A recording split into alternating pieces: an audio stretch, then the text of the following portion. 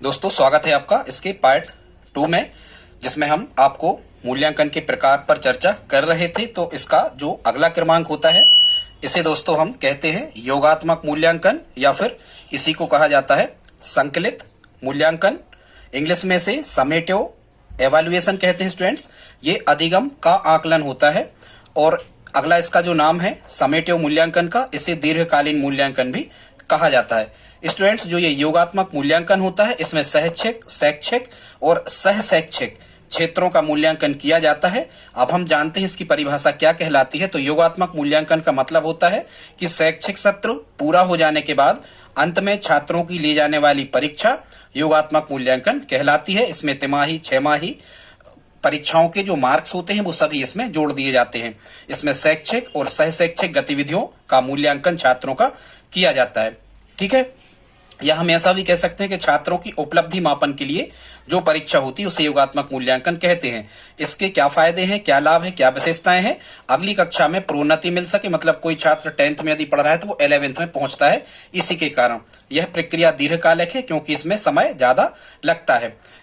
योगात्मक मूल्यांकन के लिए आंतरिक मूल्यांकनकर्ता उत्तम नहीं होते। बाह्य मूल्यांकनकर्ता जो अन्य विद्यालयों से बोर्ड द्वारा उपलब्ध करवाए जाते हैं, बाह्य मूल्यांकनकर्ता योगात्मक मूल्यांकनकर्ता के लिए सर्वश्रेष्ठ या उत्तम होते हैं। इसका फायदा क्या है? छात्रों के विषय में दीर्घकालीन निर्णय लेने में सहायता मिलती है कि छात्र कौन सा विषय आगे जाकर के चयन कर सकते हैं, ले सकते हैं, किस कॉलेज, स्कूल वगैरह में वो प्रवेश ले सकते हैं, ये इससे तय किया जा सकता है। इससे शैक्षिक कार्यक्रमों को प्रभावी बनाने से कोई मतलब नहीं होता है। ठीक है, शैक्षिक कार्यक्रम प्रभावी होते हैं, बनते हैं किससे? संरचनात्मक या रचनात्मक मूल्यांकन से। ये औपचारिक है, मतलब इसमें आपको निश्चित रूप से अंक दिए जाएंगे, संसाधनों का उपयोग होगा। ये बाल केंद्रित नहीं है, क्योंकि इसमें बालकों की इच्छाओं, रुचियों आदि, योग्यताओं आदि का ध्यान इसमें नहीं रखा जाता है। अगला प्रकार देखते हैं स्टूडेंट्स, नियोजनात्मक मूल्यांकन।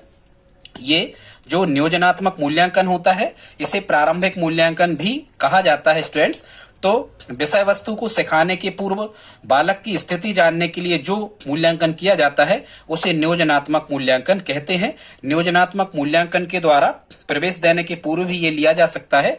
तो नियोजनात्मक मूल्यांकन के द्वारा ये पता लगता है कि छात्र को संबंधित विषय वस्तु का पूर्व ज्ञान क्या है। ठीक है, इससे छात्र के पूर्व ज्ञान की स्थिति का आकलन या पता लगाया जा सकता है। इस प्रकार के मूल्यांकन को नियोजनात्मक मूल्यांकन कहते हैं। आई होप स्टूडेंट्स आप इतना समझ गए होंगे। आइए आगे देखते हैं कुछ और विशेषताओं को। अब हम देखते हैं स्टूडेंट्स कि मूल्यांकन में मुख्यतः किसका मूल्यांकन किया जाता है। तो मूल्यांकन का जो क्षेत्र है इसमें शिक्षक और छात्र दोनों का मूल्यांकन किया जाता है। बाकी मूल्यांकन में शामिल कौन होते हैं? तो शिक्षक तो शामिल होते ही, बाकी जिसने भी मूल्यांकन में कोई ना कोई कार्य किया है वो सभी लोग इसमें शामिल होते हैं। लेकिन मूल्यांकन शिक्षक और छात्र दोनों का किया जाता है। अब यहां से आपको एक क्वेश्चन आता है कि अच्छे मूल्यांकन की विशेषताएं या अच्छे प्रश्न पत्र में क्या विशेषताएं होना चाहिए। ठीक है, या अच्छे प्रश्न पत्र की विशेषताएं हैं या नहीं है, इस टाइप का क्वेश्चन आता है। तो हम आपको लगभग 12 विशेषताएं बताते हैं अच्छे मूल्यांकन की, या अच्छी परीक्षा प्रणाली की, या अच्छे प्रश्न पत्र की। सभी एक ही स्टूडेंट्स ये हैं। तो सबसे पहले तो हम देखते हैं अच्छे प्रश्न पत्र की विशेषता क्या है कि उसमें वैधता होना चाहिए। क्या होना चाहिए? वैधता होना चाहिए। वैधता मतलब उसका मापन आसानी से किया जा सके, इसलिए वो वैध होना चाहिए, अवैध उसमें नहीं होना चाहिए। फिर अगली विशेषता है विश्वसनीयता।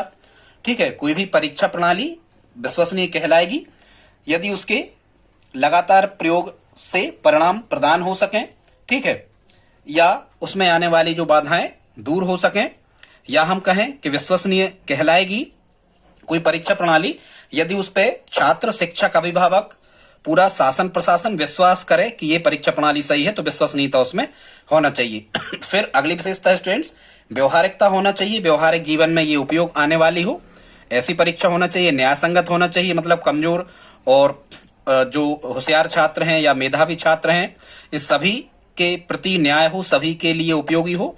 इस प्रकार से उपयोगिता होना चाहिए, मतलब वो परीक्षा प्रणाली कैसी हो? उपयोगी हो, दैनिक जीवन में हम उसका उपयोग कर सकें, इस प्रकार के प्रश्न या स्तर उसका होना चाहिए। वस्तुनिष्ठता होना चाहिए, मतलब छोटे प्रश्न ही हो। ठीक है, ये सबसे अच्छी सर्वश्रेष्ठ प्रणाली कहलाती है परीक्षा की वस्तुनिष्ठता, जो आजकल कॉम्पिटिटिव एग्जाम में चल रही है।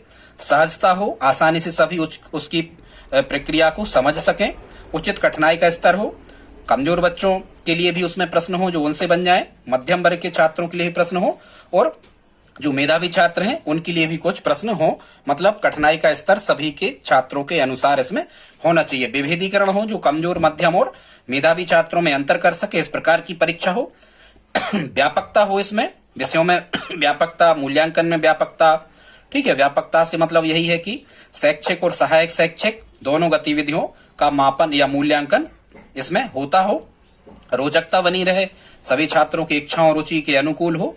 मितव्ययी हो, मतलब ज्यादा खर्चा, धन आदि समय का व्यय ज्यादा ना हो। तो स्टूडेंट्स ये समझा भी सकते थे अच्छे से, पर जल्दी जल्दी में हमने बता दी ये अच्छे मूल्यांकन की विशेषताएं या अच्छी परीक्षा प्रणाली की क्या हो गई विशेषताएं। अब हम देखते हैं मूल्यांकन का उद्देश्य क्या होता है स्टूडेंट। तो मूल्यांकन का अंतिम उद्देश्य होता है कि छात्रों के व्यवहार में कितना परिवर्तन हुआ है, यह जानना मूल्यांकन का अंतिम उद्देश्य होता है। अब हम देखते हैं कि मूल्यांकन के अंग, क्रम या मूल्यांकन का स्तर कितना होता है, या मूल्यांकन की प्रक्रिया कितने चरणों में पूरी होती है। तो दोस्तों मूल्यांकन के 3 अंग होते हैं, या मूल्यांकन की प्रक्रिया 3 चरणों में पूरी होती है। सबसे पहले शिक्षण उद्देश्य ये तय कर दिए जाते हैं, एक प्रकार का ये पाठ्यक्रम होता है, ये तय कर दिया जाता है कि आपको किस शिक्षण सत्र में कितना अध्ययन करना है, उनको शिक्षण उद्देश्य कहते हैं। शिक्षण उद्देश्य को पूरा करने के लिए फिर अधिगम क्रियाएं करवाई जाती है, मतलब पढ़ाई करवाई जाती है छात्रों की, और फिर मूल्यांकन के द्वारा ये पता लगाया जाता है कि छात्रों के व्यवहार में क्या परिवर्तन हुआ है। तो मूल्यांकन का प्रथम स्तर है शिक्षण उद्देश्यों का निर्धारण, और अंतिम उद्देश्य है या अंतिम स्तर है व्यवहार में परिवर्तन।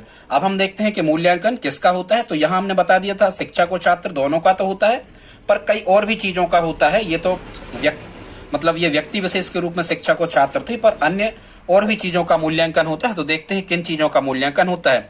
पाठ्यवस्तु का, जिसने आपने अध्ययन किया है, खासकर पुस्तकीय ज्ञान।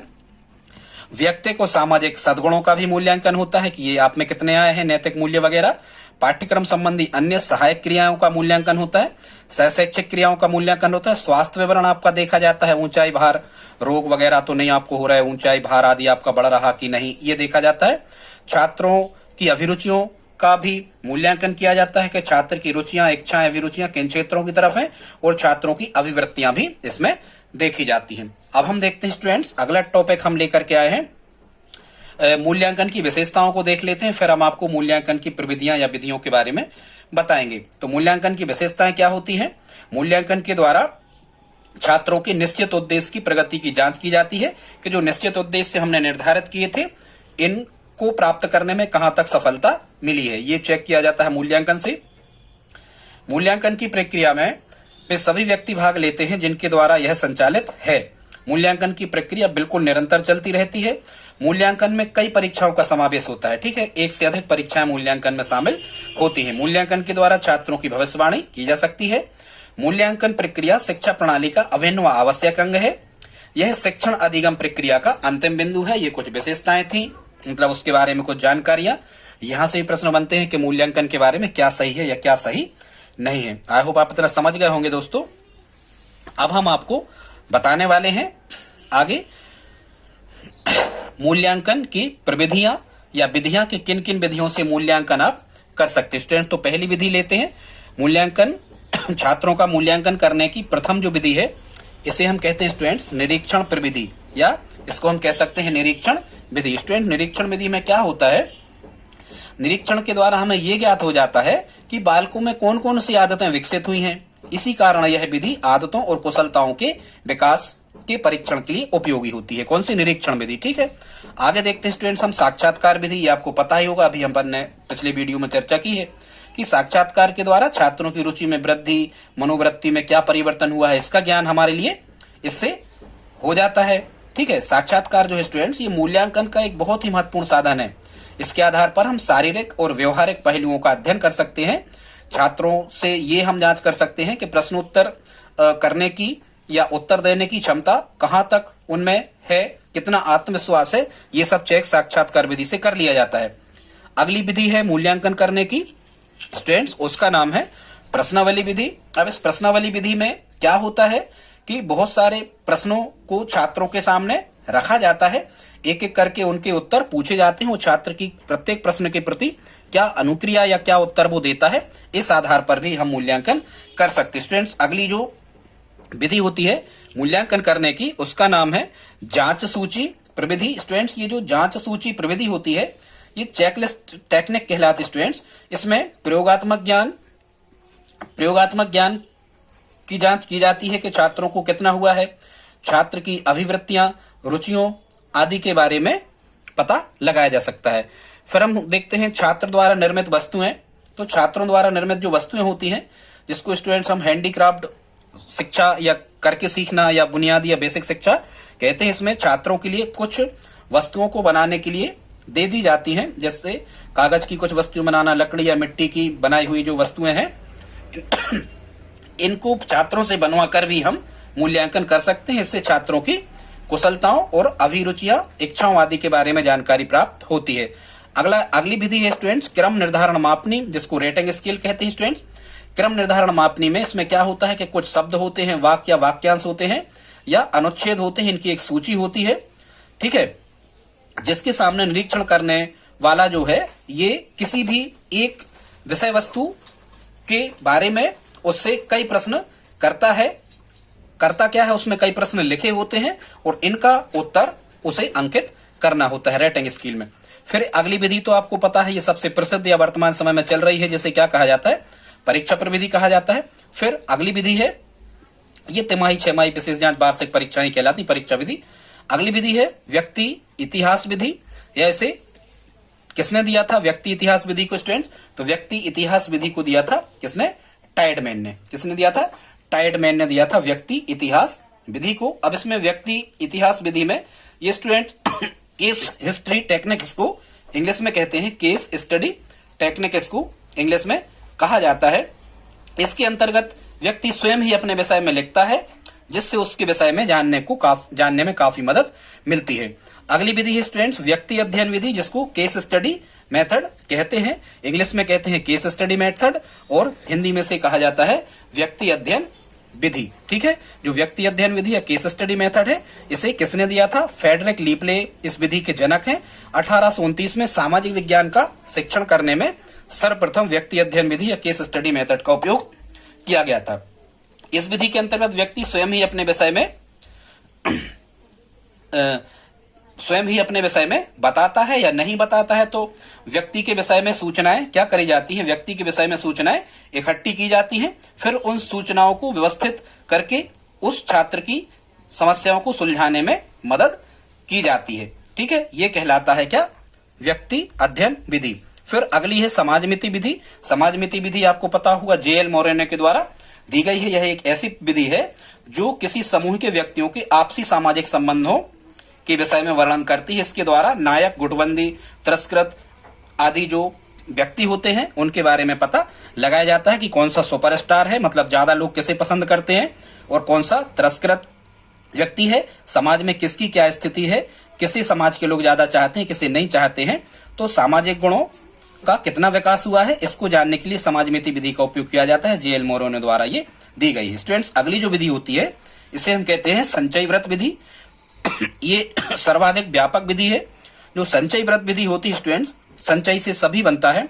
इस संचय व्रत विधि में बच्चे के सब कुछ के बारे में जानकारी या पहचान कर ली जाती है, जैसे उसका पर्यावरण क्या है, उसकी पर्यावरणीय गतिविधियां क्या हैं, उसकी शारीरिक जानकारी, उसकी शैक्षणिक जानकारी, उसकी व्यवसायिक रुचियां क्या हैं, ठीक है, उसकी मनोवैज्ञानिक जानकारी, जैसे मानसिक क्षमता, बुद्धि क्या है, अभिरुचि क्या है, अभियोग्यता भी क्षमता, इन सब के बारे में जिस विधि द्वारा जाना जाता है वो कहलाती है संचय व्रत विधि। ठीक है दोस्तों, तो प्लीज आप इस वीडियो को लाइक करें, कमेंट करके बताएं दोस्तों आज का वीडियो कैसा लगा। यदि आप हमारी हेल्प करना चाहें तो प्लीज इस वीडियो को अपने दोस्तों के साथ स्टडी ग्रुप में शेयर जरूर करें। मिलते हैं अगली वीडियो में, तब तक के लिए जय हिंद, जय भारत।